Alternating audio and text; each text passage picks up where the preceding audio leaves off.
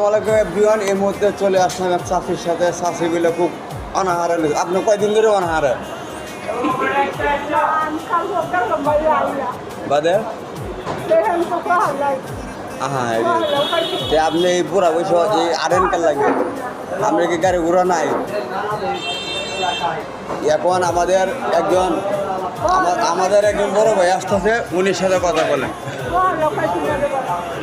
এই যে বড় ভাই আছে একজন, উনির সাথে সে আজকে অনেকদিন ধরে অনাহারা। এই যে অনাহারা হইলে যে আমাদের বড় মাননীয় বড় ভাই আছে, বড় ভাই কাজে দিবে দিতে পারে।